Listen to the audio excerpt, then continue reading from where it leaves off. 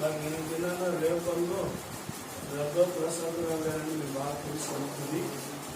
వారి యొక్క కుమారుడు ఫ్రాన్సిస్ గారు ఆయన కూడా కాలం ఇచ్చాడు. దేని రూపం తెలియదు, ఆయనకు ఒంట్లో బాగట్లేదులే. రెండవది ఇంటి అబ్బాయి చెప్తున్నారు, మన జైకున్నారు విగ్రహాలు కూడా వచ్చినాయి, బాపర్లు కూడా కొన్ని ప్రాంతాల్లో వచ్చినాయి. రైతులు నేను చెప్పే మాట ఏమిటంటే కందలకి 10 వస్తే గంట సేపు పాటలు పాడకుండా 10:30 అర్ధగంట సేపు పాటలు పాడుకొని ఆరాధన చేసుకొని కరెక్ట్గా 12 గంటల 3 దినాలు ఎలా ఉంటే తెలియదు. వేళ మనం కూడా మరి లాక్డౌన్ పెడతారేమో తెలియదు, కేసులు ఎక్కువైతే. కాబట్టి కందలకి ఎంత లాక్డౌన్ పడినా మునుపట్లాగా మా ఇంట్లో ప్రార్థన జరిగింది. మీరు సిద్ధపడి ఆయుధపడాలని కందలకి రావడానికి ప్రయత్నం చేయాలి. పాటలు పాడాల్సిన బిడ్డలు కూడా సకాలానికే వస్తే బాగుంటుంది. బైబిల్ గ్రంథంలో ఉంది కదా, యోహాను సువార్త 5వ అధ్యాయం సరళం ఎవరు సరళుడు అక్కడ 38 సంవత్సరాల నుంచి కోనే కనబడుతుంది. అంటే బైబిల్ ఏం చెబుతుందంటే ఆ మంటపముకి దూతలో ఉన్నారు.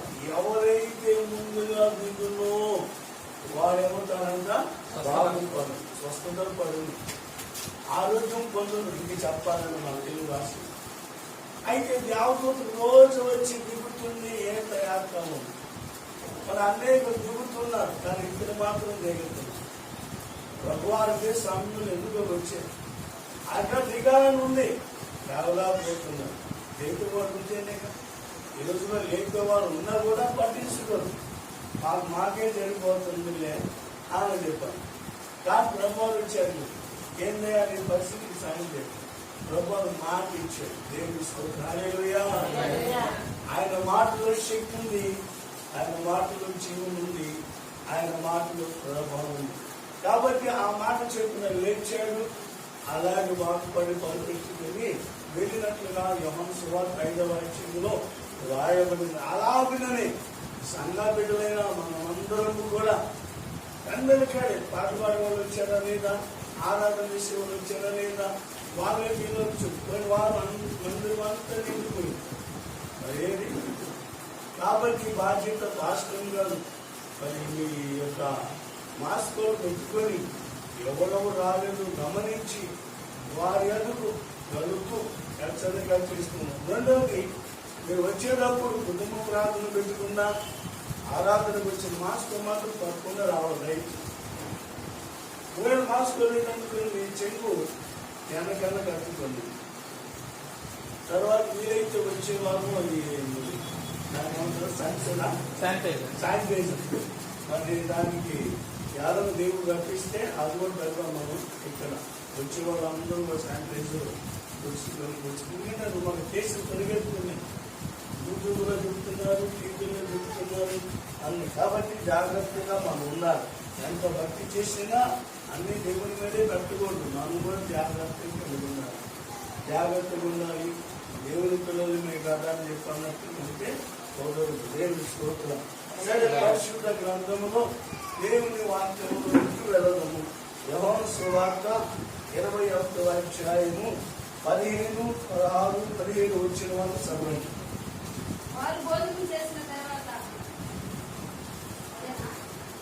చదవండి.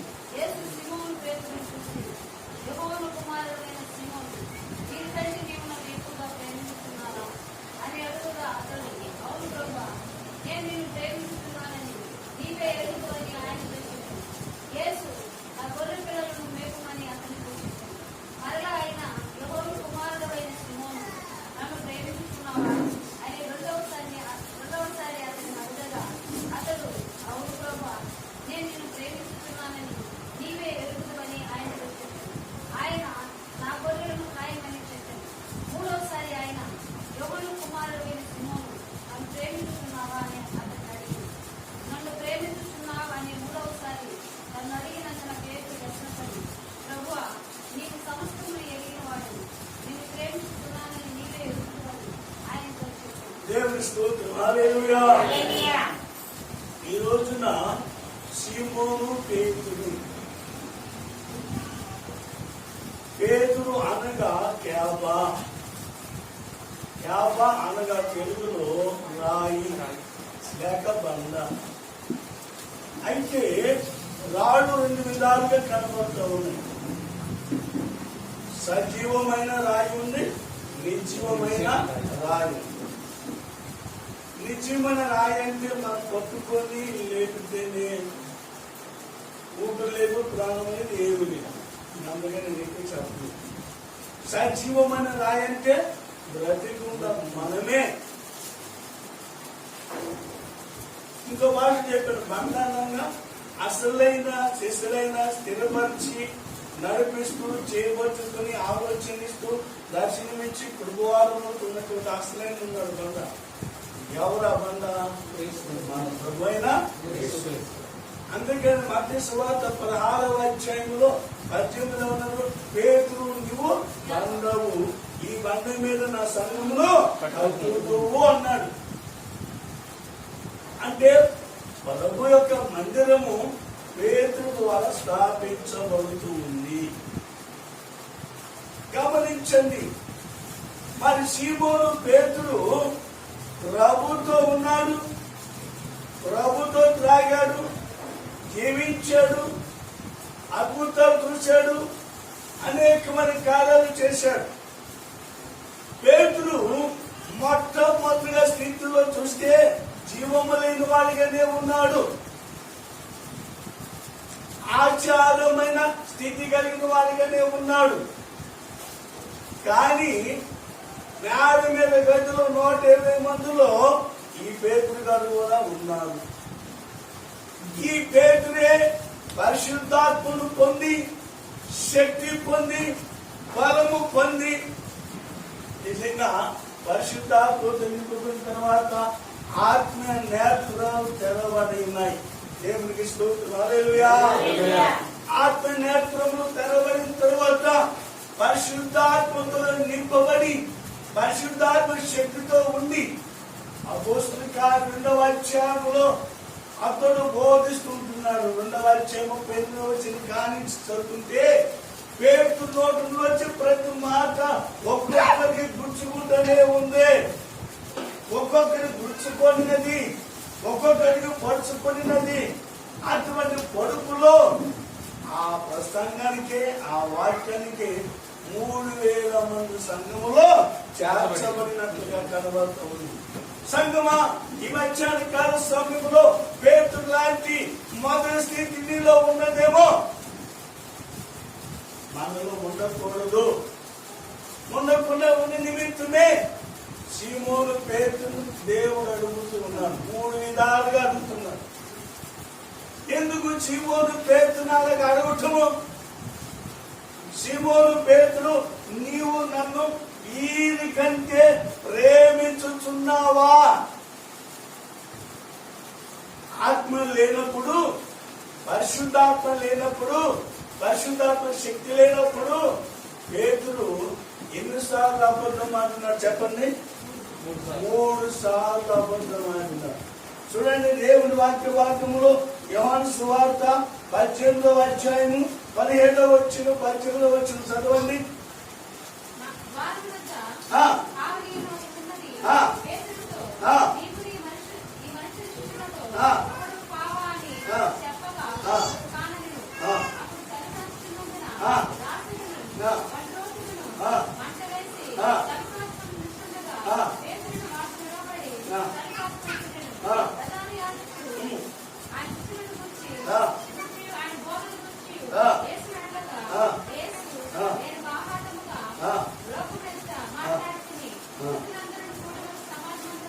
అదే 18వ అధ్యాయం 27వ వచనం చదవండి.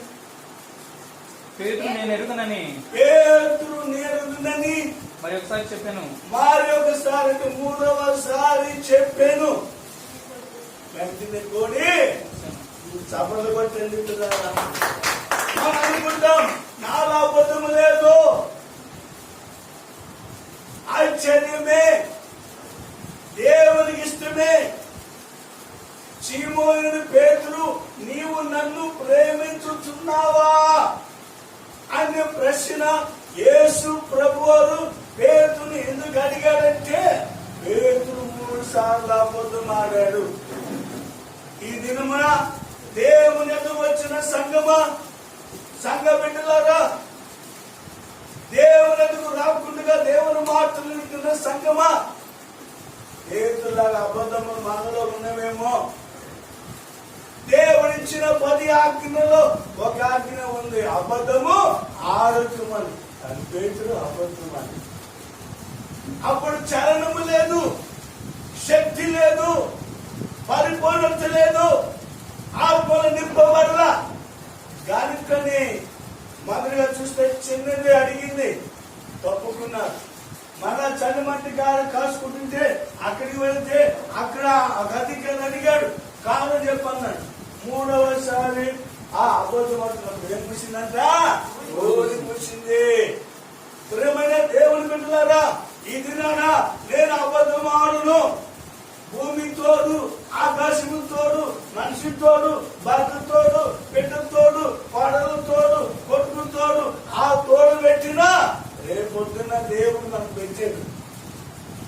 యెషయా గ్రంథం 1వ అధ్యాయంలో ఉంది, అవని ఆకాశమా ఆలకించు, భూమి ముందు పెట్టేది కాదు.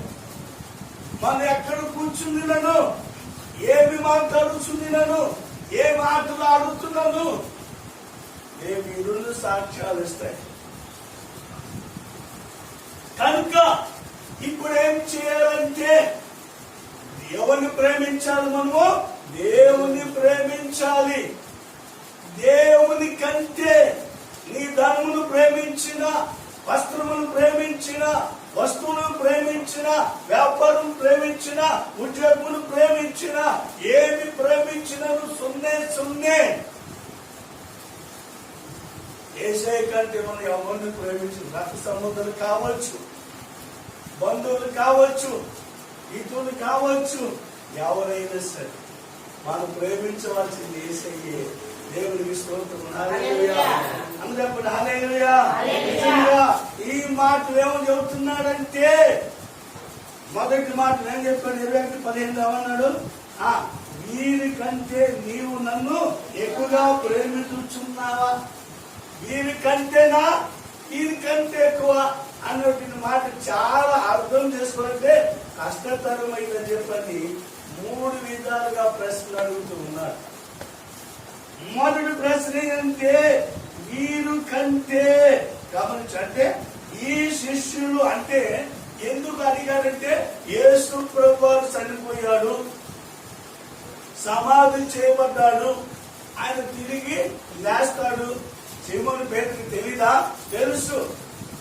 వెళ్ళిపోయాడుగా, ఇంక వెళ్తాడు రాడు, సందేహం వచ్చింది, అనుమానం వచ్చింది.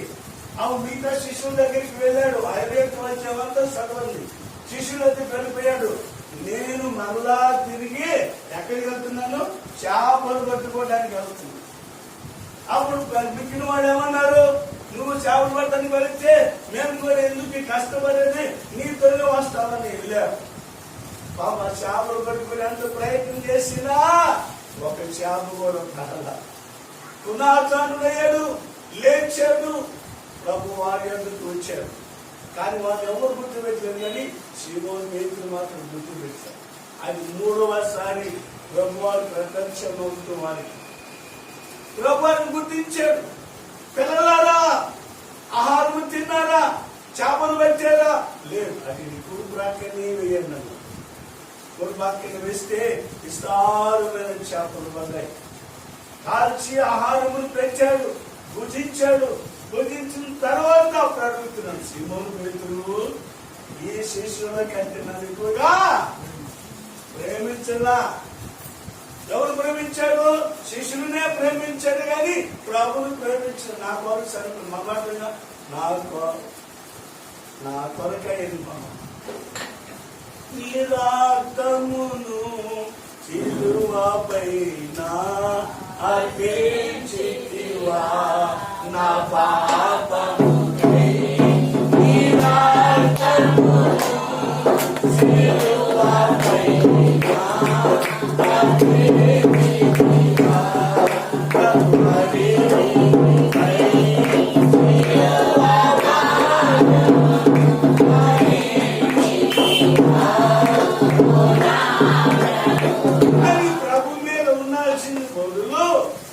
శిష్యులను ప్రేమించి శిష్యులకు వెళ్ళి నేను వెళ్తున్నాను అందుకని ఒక లోతు వారిని కూడా రమ్మంటే లోతు వారు ఏం చేస్తుంది, వస్తున్నానయ్యా వస్తున్నానయ్యా వస్తున్నానయ్యా ఎందుకు వస్తున్నానయ్యా ఎవరు వస్తున్నాను. అబ్రాహం గారి తమ్ముడు వారు దీన్ని జ్ఞానం చూపిస్తాను. ప్రభులోనికి వచ్చిన తర్వాత ప్రభు ఎదుగు వచ్చిన తర్వాత నువ్వు దేవుని కంటే ప్రభు వాక్యము కంటే నీ సొంత జనులను నీ బంధువులను రక్త సంబంధులను పొరుగు వారిని ఎవరిని సరే నువ్వు ప్రేమిస్తే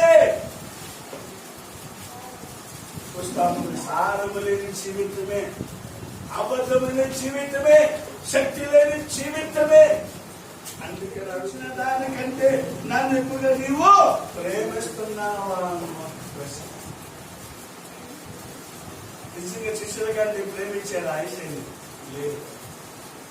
ఎప్పుడైతే పరిశుద్ధాత్మను పొందుకున్నాడో వెంటనే లేచి నిలబడ్డాడు. అప్పుడు బోధ చేస్తుంటే 3,000 మంది ఎక్కడి వచ్చిన ఆత్మ ఒప్పుకున్నాడు, పశ్చాత్తపడ్డాడు, దేవుని శక్తి పొందాడు. మనం ఎక్కడ పడిపోతుందో, ఎక్కడ బాగిన పడిపోతుందో, ఎక్కడ నోరు జారేమో, ఎక్కడ చూపు వదిలిపోయిందో గమనించండి. ఎవరికి తీర్మానం చేసేమో లే, శక్తి పొందుకో, బలము పొందుకో. నోరు మాట్లాడేది నువ్వు కాదు. మత్తయి సువార్త 4:4 మనుషులు బట్టి వాళ్ళు మాత్రము కాదు, కానీ ఆయన నోటి నుండి వచ్చి ప్రతి మాట నువ్వు జీవించి ఉన్నావంటే, మనం బ్రతికి ఉన్నామంటే, మనం కూర్చొని ఉన్నామంటే, మనం లేచి నడుస్తున్నామంటే, మనం పాటలు పాడుతున్నామంటే, మనం ఆరాధన చేస్తున్నామంటే, ప్రభు ఈ విధంగా ఉన్నామంటే మన బలము కాదు పిల్లరా, మన శక్తి కాదు, నా వారు అనుకున్న వారు కాదు. తెచ్చిపెట్టారు. నా జీవితంలో అలా జరిగింది, నీ జీవితం నాకు తెలియదు.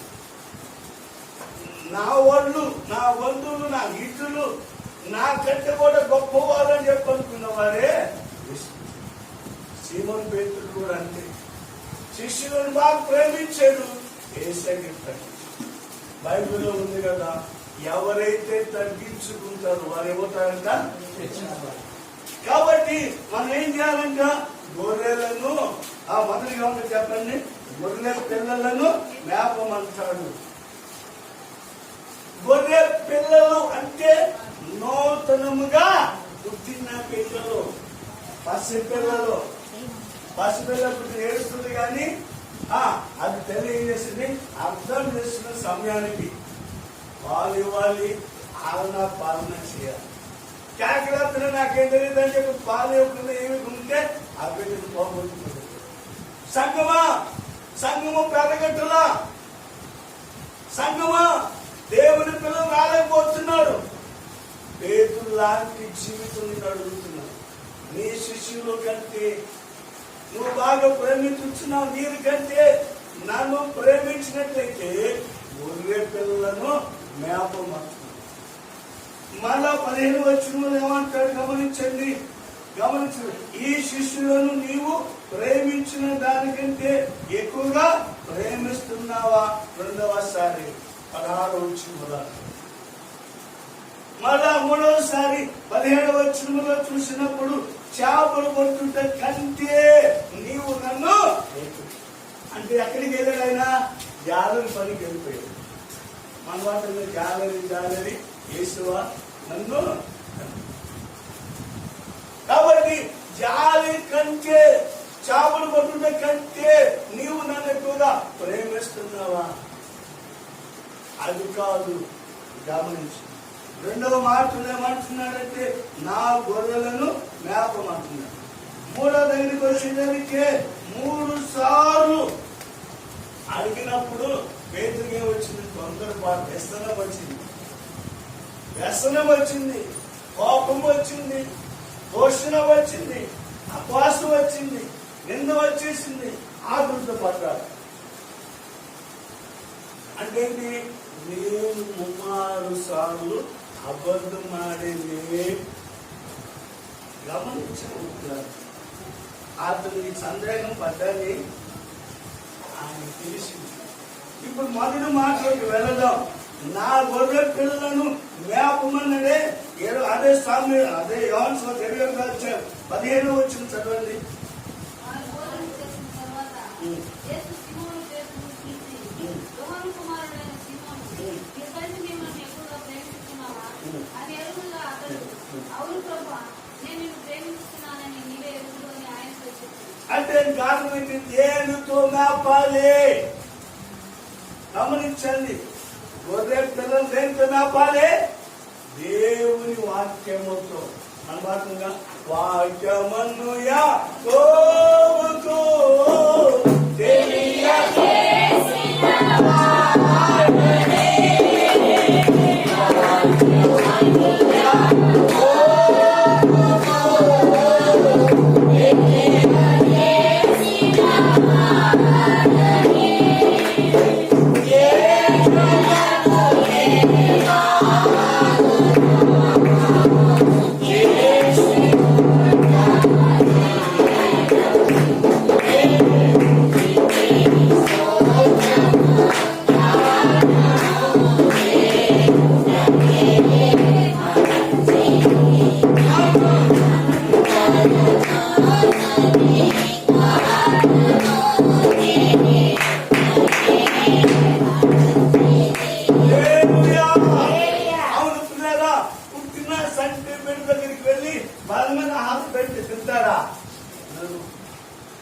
వారికి పాలే.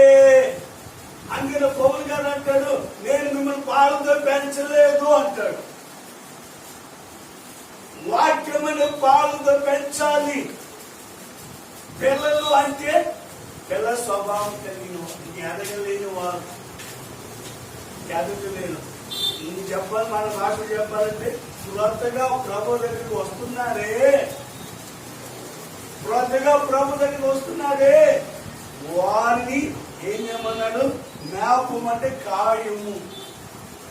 దుష్టుడు వస్తాడు, శత్రువు వస్తాడు, శ్రమం వస్తాయి, ఇంకా ఇంకెన్నో ఉన్నాయి, చాలా చాలా ఉన్నాయి కదా, అవన్నీ వస్తాయి. పిల్లలను ఖాయము, పిల్లలను ఖాయము, పిల్లలు భద్రంగా ఖాయము. వస్తున్నావా మన పిల్లలను? గమనించాలి. క్రొత్తగా జన్మించిన, క్రొత్తగా విశ్వాసములోనికి వచ్చిన, ప్రభులోనికి వచ్చిన వారిని పోషిస్తున్నామా? సంరక్షిస్తున్నామా? హెచ్చరిక చేస్తున్నామా? మీరు ఎలాగున్నారు? ప్రార్థన చేయించున్నారా? బైబిల్ చదువుతున్నారా? ఎలా నిలబడి ఉన్నారు? కుటుంబంలో ఎలాగున్నారు? మనం హెచ్చరించిన వారిని, క్రొత్తగా వచ్చిన వారిని లేదే. అందుకని అంటున్నాడు, ఈ శిష్యుల కంటే, వీరిని కంటే నీవు నన్ను ఎక్కువగా ప్రవేశించండి. ఏం భాష చెప్తున్నాడు? మొదలుగా గొర్రె పిల్లలను మేపు, వాక్యములో మేపు, ప్రార్థనలో మేపు, తర్వాత ఎన్నో స్తుతి ఆరాధనలో మేపు. ఆయన ప్రేమలో పునాదులు 4 అనుభవం. పునాది 4 అనుభవాలు ఏంటి చెప్పండి? ప్రార్థన చేయి, ఆ రెండవది వాక్యము ధ్యానము చేయటం, మూడవది గమనించండి స్తుతి ఆరాధన చేయి, 4వది ప్రతి వారందరూ ఎలా ఉన్నారట? ప్రేమ కలిగి ఉన్నారు. ఒకరి మీదే కాదు. ఒకరి శత్రువు అయితే వారి పిల్లలు, వారి కుటుంబం కూడా శత్రువే. వారి శత్రువు నీకు మంచి, ఆ శత్రు కాని వారు ఇదిగా ఉంటుంది. అందరినీ ప్రేమించి ఎఫెసీయులకు రాసిన పత్రికలో 4వ అధ్యాయంలో 1వ వచనంలో ఆ మాట రాయడం చదవనవసరం లేదు, కానీ ప్రతి ఒక్కరి ఎడల ప్రేమ సమాధానముగా నడుచు. అసమాధానం కాదు, కోపంగా కాదు, దుఃఖంగా కాదు, వేదన కాదు, ఆ కర్రపోని శివుడు కొడుతుంది కాదు. గమనించండి. అందుకని ఏమంటున్నాడంటే, నా గొర్రె పిల్లలను మేపు. ఎందుకు మేపమన్నాడు?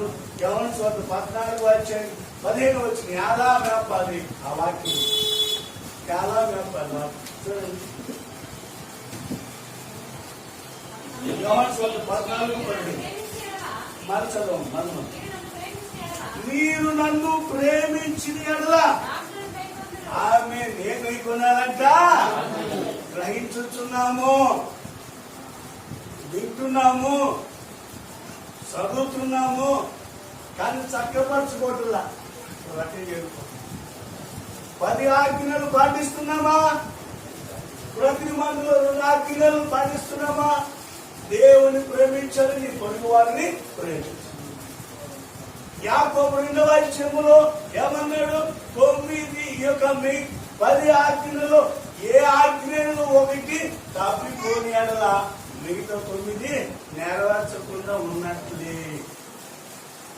ప్రేమైన దేవుని ఎదురుకు వచ్చిన దైవచనుల పేతురు లాంటి అనుభవం ఇంకెన్నో శిష్యులు ప్రేమిస్తున్నావేమో.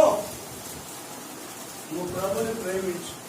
ప్రభు ప్రేమించినట్టు గుర్తేందంటే ఆజ్ఞలు పాటించాలి, ఆజ్ఞలు గ్రహించాలి, ఆజ్ఞలు అనుసరించాలి.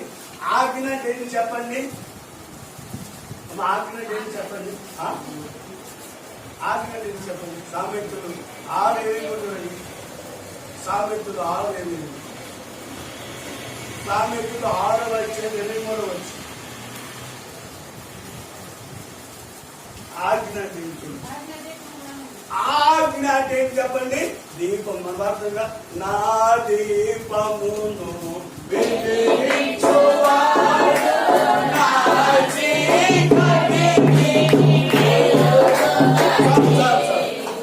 ప్రభువును ప్రేమించినట్టు ఏంటంటే నా చీకటిని చెప్పండి, నా దీపమును, నా చీకటిని.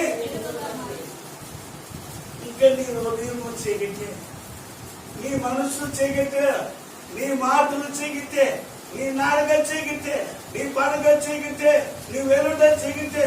అన్ని ప్రభుత్వం సంగమా తన శిష్యులతో చెప్పుచున్న మాట, మీరు నన్ను ప్రేమించిన గుర్తిందంటే నా ఆజ్ఞలను గ్రహించుటయే. మీరు నన్ను ప్రేమించుచున్నదన్నాడా, ప్రేమించట్లేదన్నాడా? చూడండి, మరి ఆజ్ఞలకు ఏం చేయాలా? అదే సువార్త యోహాను సువార్త 14:23 చూడండి. ఒకడు నన్ను ప్రేమించిన ఎడల వాడు నా మాట గైకొనును. అది నువ్వు నన్ను ప్రేమించావనుకో, నా తల్లి నిన్ను నా మాట గైకొనినప్పుడు. ఇంకో మాట అన్నాడు యోహాను 5:5. నా మాట విని నన్ను పంపిన వాని యందు ఏం చేయాలి? విశ్వాసం. ఎన్నో లేఖలు మనకు రాయబడి గమనించాలి. దేవుని వాక్య భాగంలో ఆయన మాట గైకుంటున్నావా? ప్రార్థన, నీ మాట చాలయ్యా, నీ చూపు చాలయ్యా, నీ తోడు చాలయ్యా, చాలయ్యా, నీ హృదయ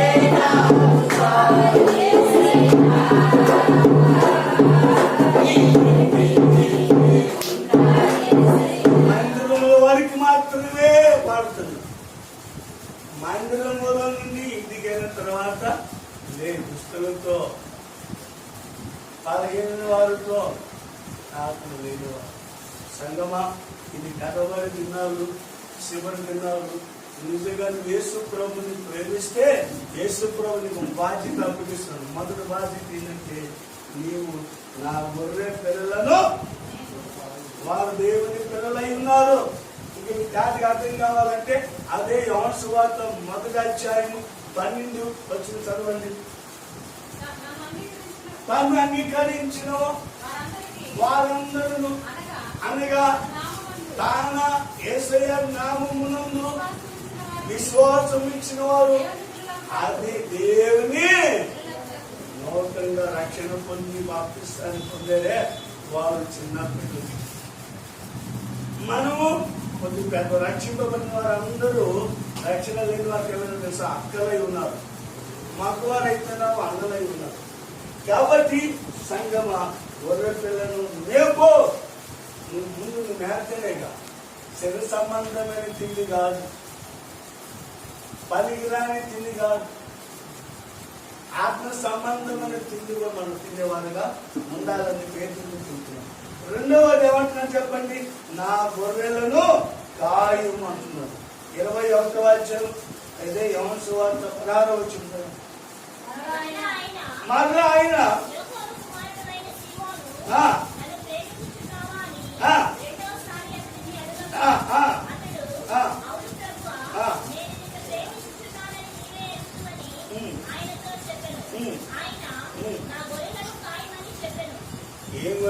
ఏమన్నాడు, నా గొర్రెలను, గొర్రెలు గమనించండి.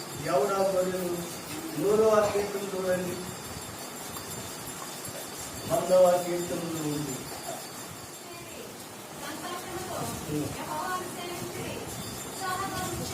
మూడవ వచనం.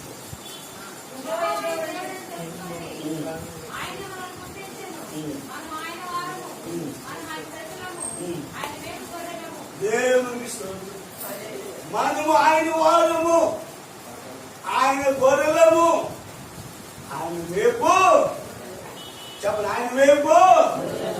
గొర్రెలో బలమైన గొర్రెలు ఉన్నాయి, బలహీనమైన గొర్రెలు ఉన్నాయి, రోగమైన గొర్రెలు ఉన్నాయి.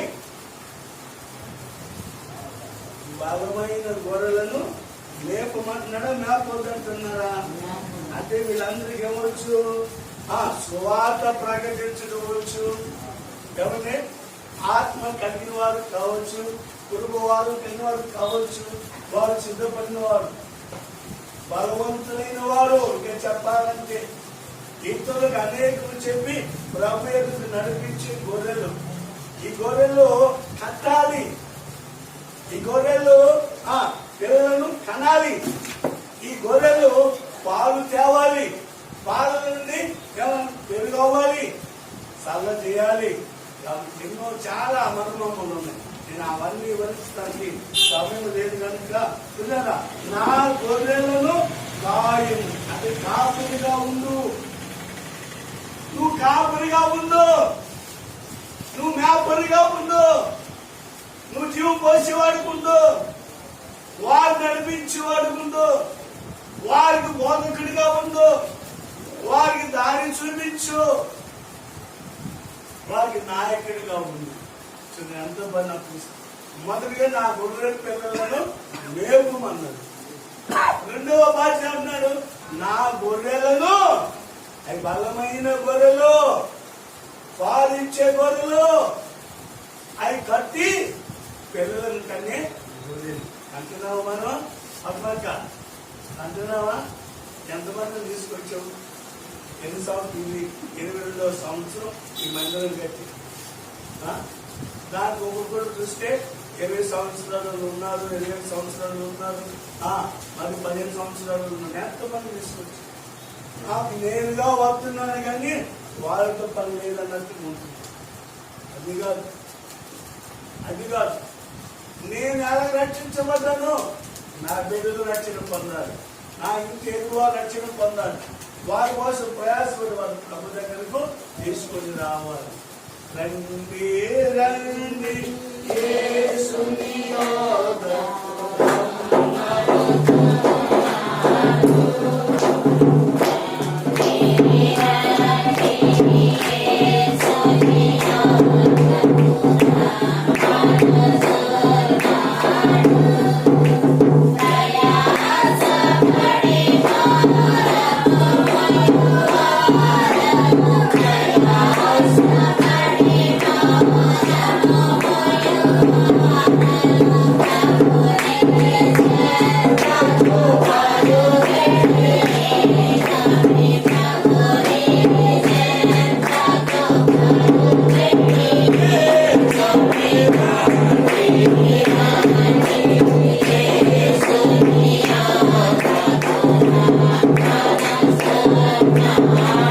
కాబట్టి పేతురు నా గొర్రెలను కాయుము, కాపురిగా ఉంచాడు, కావలి వాడిగా ఉంచాడు, ప్రేమించాడు. కాపురి అంటే ప్రాణం పెట్టువాడు, ప్రాణం తీవాడు కాదు. ఈ రోజుల్లో గొర్రెలు కాపరి నమ్మట్లా, కాపరి గొర్రెలను నమ్మట్లా. కాపురానిగా ప్రాణం పెట్టివాడు ప్రాణం తీవాడు కాదు, తెగించువాడు, తోడ్పడివాడు, సంరక్షించువాడు. విన్నావా? నా గొర్రెలు నా స్వరము విన్నావా? పాత వేసన్న స్వరము ఎప్పుడైనా వింటావా? గమనించండి. కాబట్టి పేతురు గమనంటే క్రీస్తు ప్రజలను తన ఎదుకు నేర్పేవారుగా ఉండాలని ఇస్తాము. ఎలా నేర్పాలో చూడండి. అదే అపోస్తుల కార్యాలు 20వ అధ్యాయము 28వ వచనం. పేతురుతో ఒక మాట చెబుతున్నాడు, నేర్పేవారిగా ఉన్నాడు. దేవుడు తన స్వరక్తం ఇచ్చి సంపాదించిన సంఘమును కాయుటకు.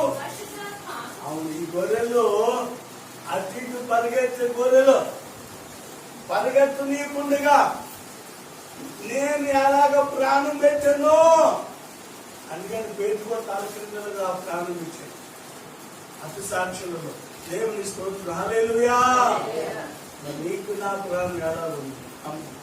నీచాను. స్వరక్తం ఇచ్చి సంపాదించబడిన సంఘమును కాయము. కాపరిగా పెడతాము. బంగోడు రాకుండగా, దుష్టులు రాకుండగా, సాతాను రాకుండగా, ఎవరు ఆ గొర్రెలను ఎత్తిపోనీకుండగా పేతురు ఆ గొర్రెలు కాయ్యా. ఈ మధ్యాహ్న కాల సమయంలో ఈ మాటలు వింటున్న దేవుని బిడ్డ, ఇది అంత్యకాలము, చివరి కాలము, ప్రవర్తులు గొర్రెబడి వచ్చే కాలము, గొర్రెలను ఎత్తుకొని పోయే కాలము. కాపరి వెంబడి గొర్రెలాగా మనం కూడా ఏం చేయాలి? కాపరి వెంబడించాలి. అందుకే ఒక ప్రశ్న, గొర్రెలకు ముందు కాపరి ఉంటాడా? కాపరి గొర్రెలకు ఉంటాడా? అలాగే మేకలకు కాపరి వెనకుంటాడా ముందుంటాడా? ఎందుకని రెండు వ్యత్యాసం కావాలి. కాబట్టి రెండు చేతులు ఎదుగుతున్నాడు. మన కాలేజీలో కూడా అమృత బోధకులు బయలుదేరి 32 సంవత్సరాలు అవుతుంది మన ప్రాంతంలోకి వచ్చి. ఎన్నో ఎందుకు ప్రభు మీరు నాకు అప్పగించారు, మీరు నాకు అప్పగించారు, మనమందరూ నమ్మకమైన వాళ్ళు ఉన్నాం. అయితే సంఘములు మాత్రము విడిచిపెట్టవద్దు. చెప్తా ఉంటారు తీయని మాటలు, వాక్యాలను ఆయనను మానకుండా కాపరి స్వరం వినాలని ప్రభునామమున పేతురుకు చెప్పినట్లు, దేవుడు నాకు చెప్పినట్లు నేను కూడా మీకు తెలియజేస్తా ఉన్నాను. ఈ మధ్యాహ్న కాల సమయంలో దేవునికి స్తోత్రం. హల్లెలూయా, హల్లెలూయా, హల్లెలూయా. అందుకని మొదటి పేతురు 5వ అధ్యాయం 1వ వచనం చదవండి.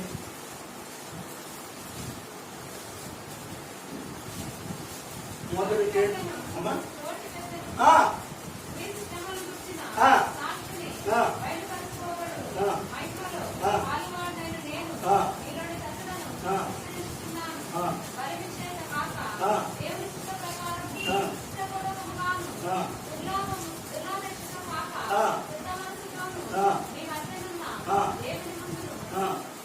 ఎవరు ముందు పెట్టుకోవాలంట?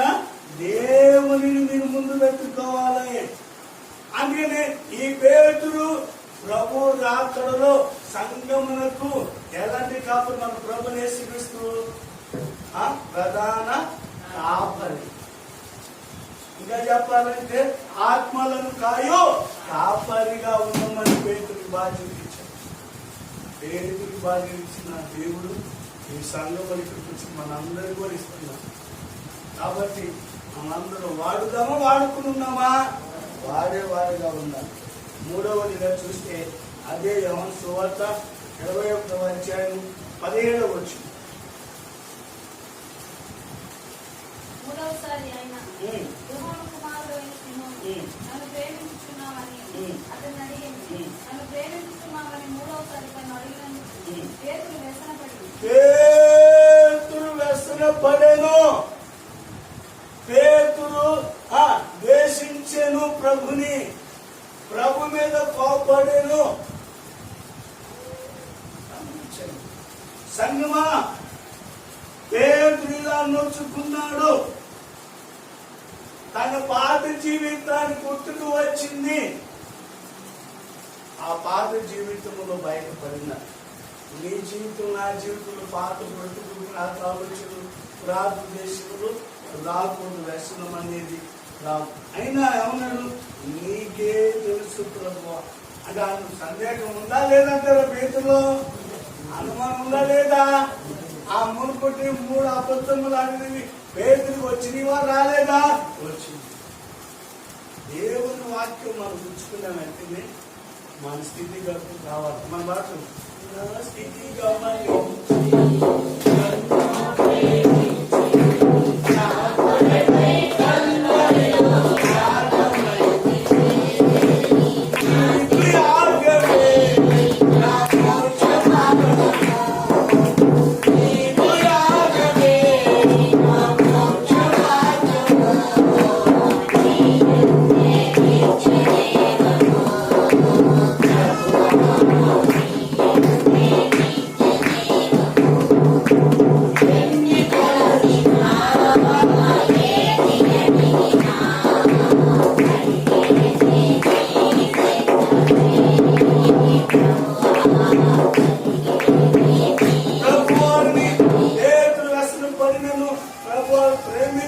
ప్రేమించుకుని ఉన్నాడా?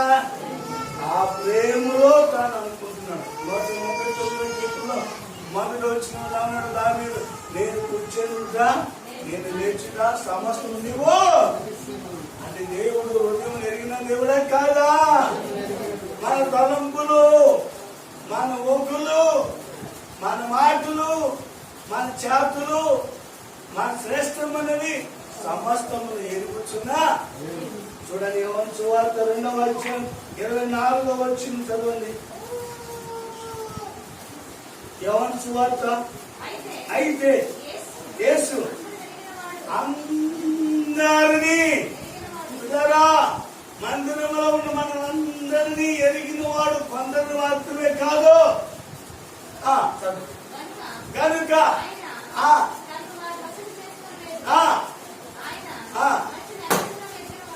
అంతర్యమును అంటే అంతరంగమా పుంకందా?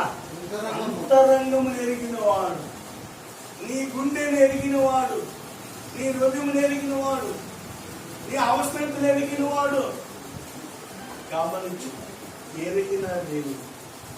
ఈ ఎరిగిన దేవుని గురించి ఎవరినాడు? ఎప్పుడు రాసిన పత్రిక 4వ అధ్యాయం 13వ వచనం కూడా చదవండి.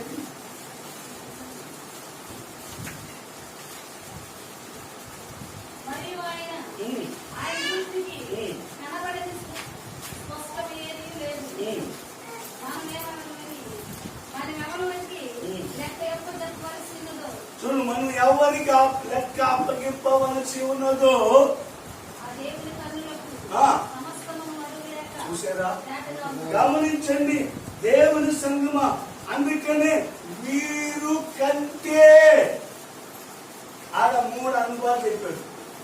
ఈ 2 భాగాలు శిష్యులు కూడా చెప్పాడు.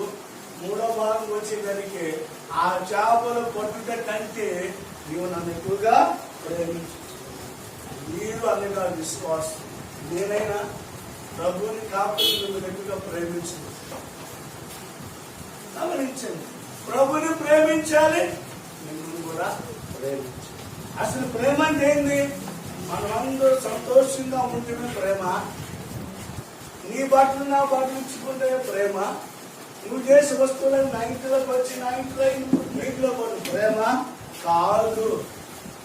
విశ్వాసులు అన్న తర్వాత, దేవుని గొర్రె పిల్లలు అన్న తర్వాత, దేవుని గొర్రెలు అన్న తర్వాత కష్టాలు వస్తాయి, నష్టాలు వస్తాయి, అపాయాలు వస్తాయి, ప్రమాదాలు వస్తాయి, ఎదురు తగ్గుతాయి. వాళ్ళు పాలు భాగస్తులై ఏం చేయాలా? తోడుపడుతూ ఉన్నారు. అదే ప్రేమ. అతి ప్రేమ లేకుండా ప్రేమించేదని అధికముగా